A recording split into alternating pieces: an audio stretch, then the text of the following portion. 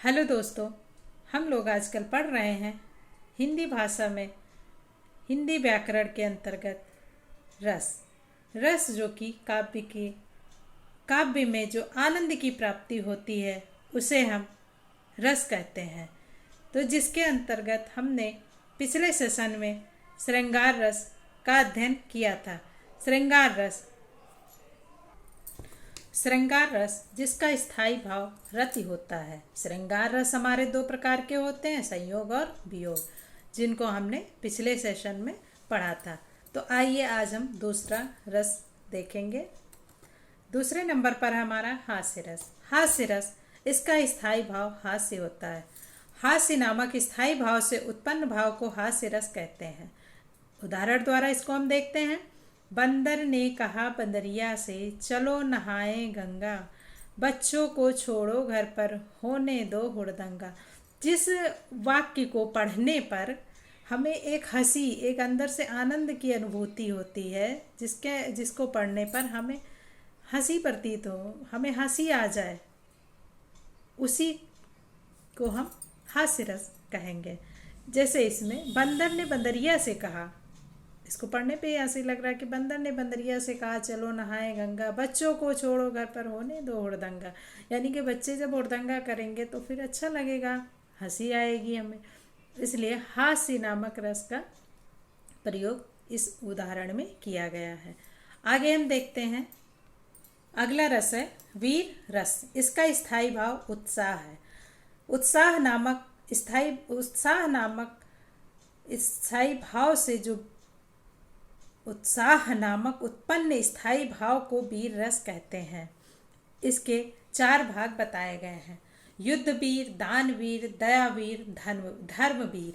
युद्ध वीर जो योद्धा होता है उसके लिए युद्ध वीर का प्रयोग किया जाता है। दान वीर जो दान करने वाला वीर होता है उसे दान वीर। दया वीर जो परोपकार, दया आदि का करता है उसे दया वीर कहते हैं। धर्म वीर जो धर्म कर्म के कार्यों में रुचि लेता है या उसको करता है उसे हम धर्मवीर कहते हैं।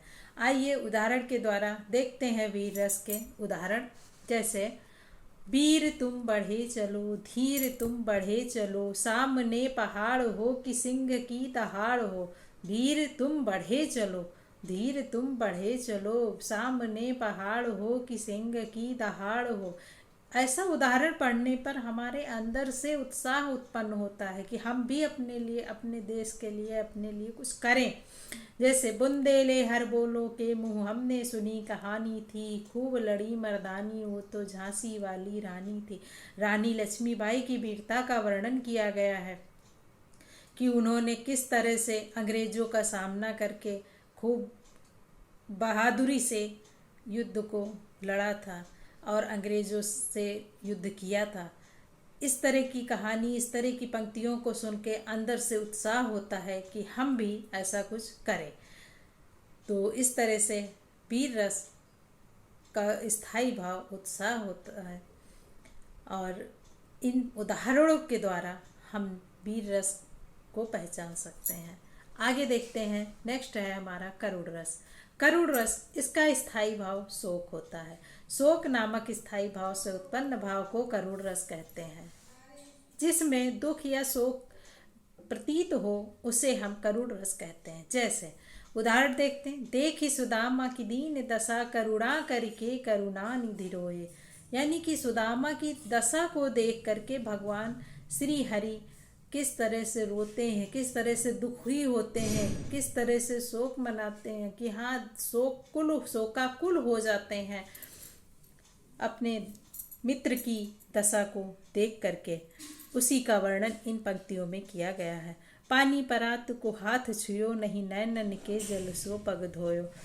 भगवान कृष्ण इतना दुखी हो जाते हैं कि वो पानी परात को छूते ही नहीं है और अपने नैनों के द्वारा अपने मित्र के पैर धोते हैं। इस तरह से जिस दुख को व्यक्त कर रहे हैं, तो इन पंक्तियों को पढ़ने पे हमें करुण रस की अनुभूति होती है। आगे हम देखते हैं। नेक्स्ट है हमारा रौद्र रस। रौद्र रस इसका स्थायी भाव क्रोध है। जिसको पढ़ने पर क्रोध उत्पन्न हो। जैसे क्रोध नामक स्थायी भाव से उत्पन्न भाव को रौद्र रस कहते हैं। जैसे श्री कृष्ण के सुन बचन अर्जुन क्रोध से जलने लगे, सब शोक अपना भूल कर कर युगल मलने लगे। भगवान कृष्ण के वचनों को सुनकर अर्जुन क्रोध से जलने मतलब इतना क्रोधित हो गए कि वो भूल गए कि हम कहाँ हैं और किसके सामने खड़े हैं।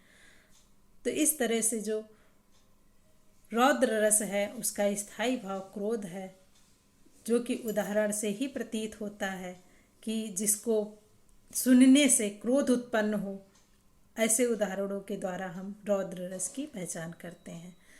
तो दोस्तों आगे हम सेशन में देखेंगे नेक्स्ट जो रस हमारे बचे हुए हैं। आज के लिए यहीं पर, धन्यवाद।